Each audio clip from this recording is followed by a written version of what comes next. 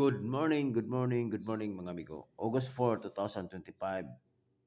Mano po ni atong i-vlog karon.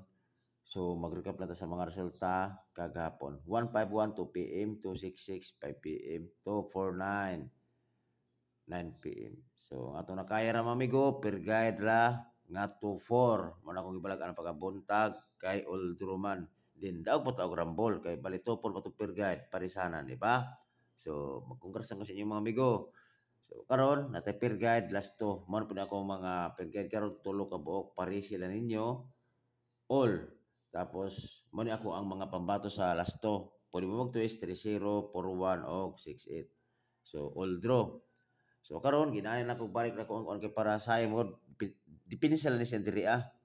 Kini siya lob ko na kanang hospital ni bato sa piso lang. Pero ang pinaka high bit yun ako diri kini jud sila kini nga portion, kini diri ang portion.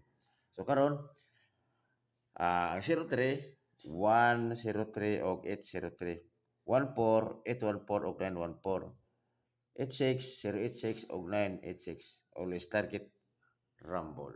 Okay? Kini nga portion mga amigo ah, defense siya kini si 803 914 og 986. Basta kini nga portion diri ah.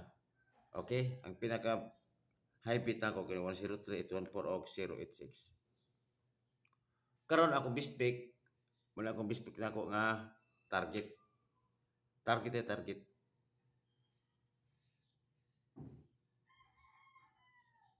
Kanang kanay. So akong bispik nga target 103 og 086. Karon ako hat eskalera 901 og 908 target na rambol. Okay? Kung akong kuno na